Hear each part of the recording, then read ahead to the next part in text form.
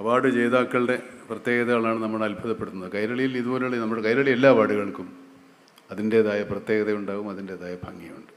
അത് കൈരളിയുടെ സമീപനത്തിലുള്ള ആത്മാർത്ഥത കൊണ്ടാണ്. ഒരു തരത്തിലുള്ള കരടും കലർപ്പും കലരരുത് എന്ന് വിചാരിച്ച് നടത്തുന്ന അവാർഡാണ്. ഈ ജൂറി ചെയർമാൻ വിജയനാഥ് സാറ് പറഞ്ഞതുപോലെ അവാർഡ് ജേതാക്കൾ അങ്ങോട്ട് കാശ് കൊടുക്കാത്ത ഏക അവാർഡാണ് കൈരളി. ഈ ജേതാക്കളോട് 10 പൈസ നമ്മൾ വാങ്ങിക്കാറില്ല. പിന്നെ ഇതിൻ്റെ സപ്പോർട്ടേഴ്സ് മാത്രമേ ഉള്ളൂ എന്തെങ്കിലും തരുന്നത്. കൈരളി അങ്ങനെ പോകുന്നു എന്ന് മാത്രമേ ഉള്ളൂ. ഈ അവാർഡ് തന്നെ കൈരളിയുടെ ഒരു വികാരമാണ്. അതായത് സമൂഹത്തിലെ എല്ലാ കാര്യങ്ങളും തിരിച്ചറിയുന്നൊരു മാധ്യമമാകണം ഞങ്ങളെന്ന് ഞങ്ങൾക്ക് വേറെ നിർബന്ധമുണ്ടായിരുന്നു. എല്ലാത്തരം മാറ്റങ്ങളും എല്ലാത്തരം വ്യതിയാനങ്ങളും കൈരളിയിലൂടെ ഞങ്ങൾ മനസ്സിലാക്കണം, അല്ലെങ്കിൽ ജനങ്ങൾ മനസ്സിലാക്കണം എന്ന ആഗ്രഹത്തിൻ്റെ പേരിലാണ് ഇതുപോലെയുള്ള ആരും കാണാത്തവരെ കണ്ടെത്തിയുള്ള പുരസ്കാരങ്ങൾ നൽകാൻ കൈരളി തീരുമാനിച്ചത്. അതുപോലെ തന്നെയാണ് ജ്വാല. ജ്വാല എന്ന് പറഞ്ഞാൽ ഫ്ലെയിം ആണ്. മലയാളത്തിന് ഞാൻ ഇംഗ്ലീഷിൽ അർത്ഥം പറഞ്ഞു, സോറി. ജ്വാല ജ്വാല തന്നെയാണ്. നമ്മുടെ ജീവിതത്തിൻ്റെ ഏറ്റവും വലിയ ജ്വാലയാണ് സ്ത്രീകൾ. അതുകൊണ്ട് തന്നെയാണ് ജ്വാല എന്ന് ഈ അവാർഡിന് പേരിട്ടത്.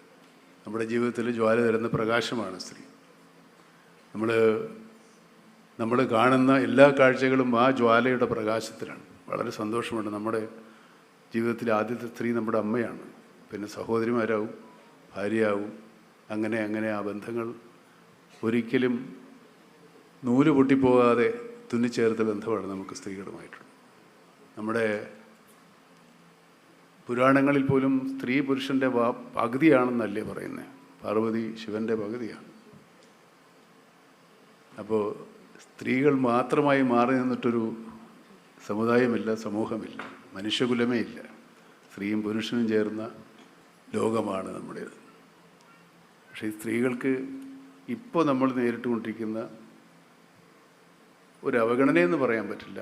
അവരെ മുന്നോട്ട് വരാൻ സഹായിക്കുന്നത് വളരെ അവരുമായി അടുത്ത് നിൽക്കുന്നവർ പോലും പലപ്പോഴും മടിക്കുന്ന ഒരു കാലത്താണ് നമ്മൾ ജീവിച്ചുകൊണ്ടിരിക്കുന്നത്. അതുകൊണ്ട് തന്നെയാണ് സ്ത്രീകൾക്കൊരു പ്രത്യേക പുരസ്കാരം നൽകാൻ കൈരളി തീരുമാനിച്ചത്. പക്ഷേ ഈ പുരസ്കാരങ്ങൾ